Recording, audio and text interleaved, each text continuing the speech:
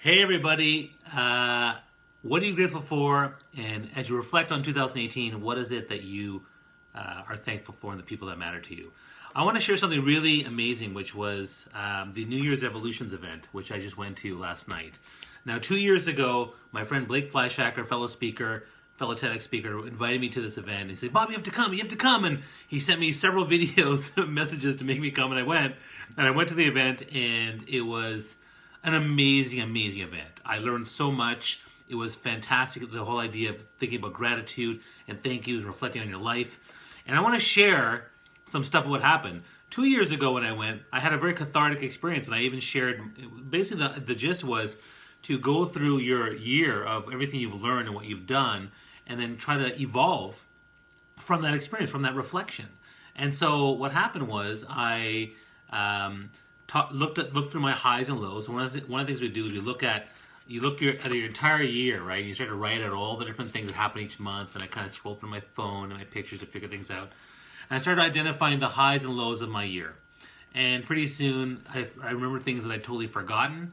And then I started thinking about what are the top ones, what are the key ones that kind of, what are the high points and low points that stood out to me in that, and what were the lessons learned. And so this whole exercise was powerful. And 2 years ago, I had he asked us to share stuff. So I offered to share my low point. And one of my low points was, I was talking about my father-in-law who died 2 years ago.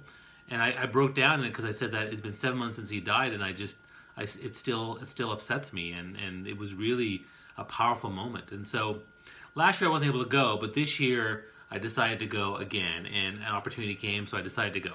And so I want to share a bit of what happened because it was an amazing event. So as I go through my year, I'm not going to go through all the different things here, but I think it's important for us to share what are the highs and lows. And the other thing that we did at the very end was we wrote thank you cards. So we chose a person to write a thank you card to, and we chose some people that were important to us, and we wrote a thank you card. And then the final task was to write a thank you card to ourselves, which is like, okay, that's something different and interesting. So I did that too. So I want to share some of the stuff that happened at that event. So the first thing we did was we went through the entire, your year of highs and lows and every little thing that happened. I put things like, we had a sleepover party with my kids, and I spoke at McGill, and I did the TEDx talk on hugs, and Mal had his birthday. We went to the camp. We went, like road trip, photo shoots, Halloween, Mother's Day, Father's Day. Like, I threw in a lot of stuff here. Some good, and then some good, highlights from my life, like the Inc. magazine thing, and then some darker ones that weren't great, like having a fight with my family, or having someone die that I know, like this, all that good and bad stuff. Because that's how life works. Life is a roller coaster of things that go up and down, up and down, up and down. And people always talk about how they have a bad year or a good year. It's a little bit disingenuous because people typically have the roller coaster of years. That's really what's happening for the most part.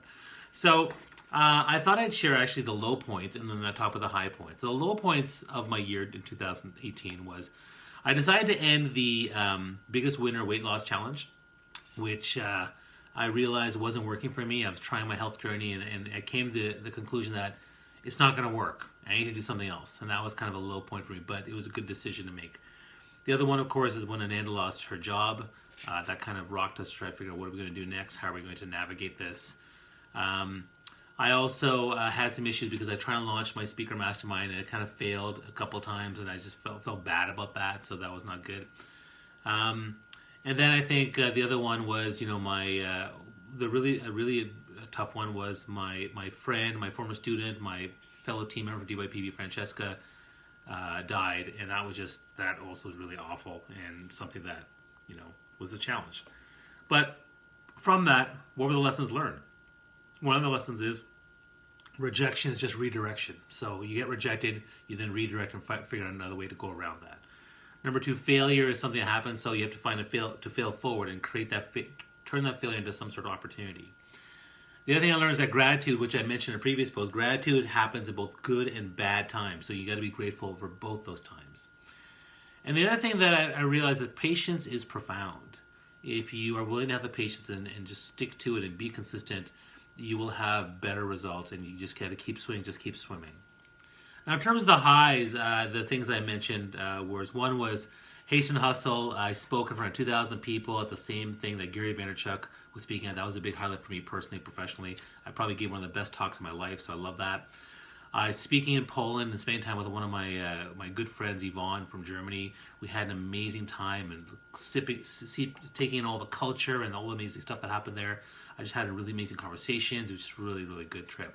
And then I went to Africa for the first time in my life, which was awesome. The Tunisian students were amazing. They were so passionate. I must take 150 selfies. And then the big one for me was actually the road trip. I took an 11-day road trip with my kids. I really wanted a sense of adventure. It's something that was important to me. And so we made that happen, and my wife came with us. Which, again, is interesting because, she had lost her job, but it freed up her time to come with us because she was really not going to come with us. So that was good. I actually liked that because she did most of the driving because I was like, oh my God, driving 40 hours across Ontario and Quebec and New Brunswick, PEI. It's crazy. What are the lessons learned? You just got to go for it. Sometimes you got to go for it and just do what you need to do. Deep connection is a really bold thing that I love. Dreams can happen. I dreamed of Africa and it happened. And what fills my soul, travel and adventure, you got to go for it. So I did do that. Then the second thing we did was looked at appreciate the people in your life. So some people showed up, and so I started thinking about my friend Yvonne and my wife Ananda, and I taught, and then we had to figure out people to thank. And so I came up with 3 people: Lila Smith, Nina Penner, and Victoria Pellice. And the idea was, you say, without you, what do you want to say? So I said, Lila Smith, without you, I'd never been able to adjust my perspective on LinkedIn. For Nina, I said, without you, I couldn't get so much done with the culture and people of DYPB.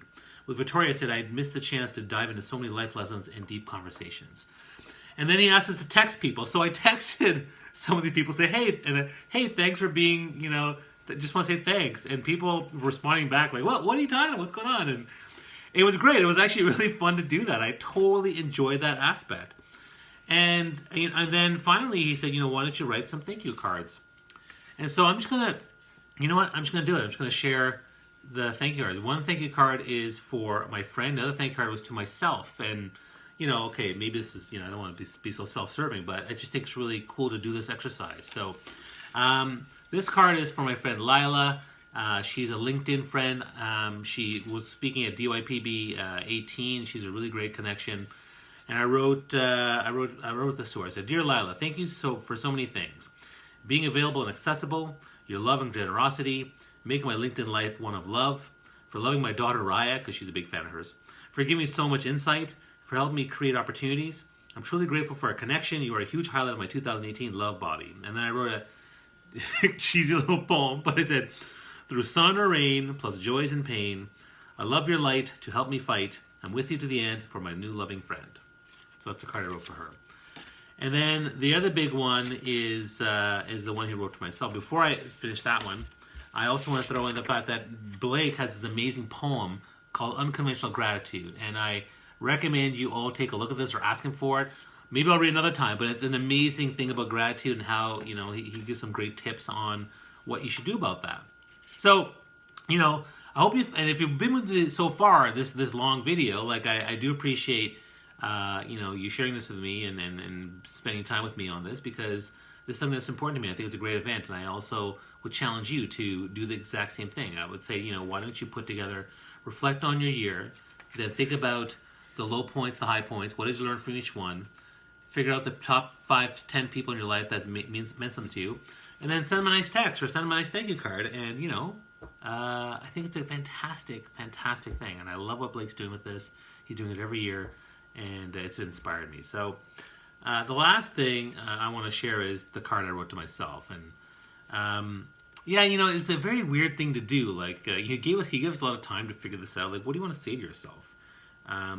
You start thinking about your year and the good and the bad and what's important to you. But I think it says a lot. So I'm going to share what I wrote to myself. November 25th, 2018, 9:43 p.m. Dear Bobby, thank you for your resilience. I know you've had many struggles, losses, and you think and reflect way too much with that chess player mind of yours. But you also know that the highs are there with gratitude, with love, with adventure, and most importantly, with the impetus of some of the lows. I'm glad you finally had the courage to fight for more soul-fulfilling adventure that feeds your heart. I wish you continued patience as you strive, like you always do, to be the best daddy, hubby, son, friend, leader, hugger that makes the world a better place. Your life is your legacy. Love, Bobby. Heart. heart. That's what I wrote. And you know, it strikes me that there's lots of messages in here that are important to me. Expressing my values, expressing my beliefs, expressing the things that I care about. And that's, again, why I love this entire exercise. So kudos to Blake and his team for making this happen. And I'll end off by saying, if you want to go next year, make sure you check it out. It's called New Year's Evolutions 2019. But also, you know, I love this quote: "What you appreciate appreciates." Man, Blake, this is so beautiful. I love this. I love gratitude. I just did a post on it before. That's why I wanted to share this one today. So, you know, if you're interested, comment below what you're grateful for. Comment below what your high was of 2018. Comment below what your low was 2018. Comment below what you learned from it. I'd love to hear from you. I'd love to know what you think. And this is a way for me to have deep, powerful conversation with you. So if this resonates with you, by all means, share it. Let people know. Talk about it. But I'm very grateful for your time, and I'm thankful for people who've, you know, come in and joined the conversation. All right? Take care. Talk to you soon.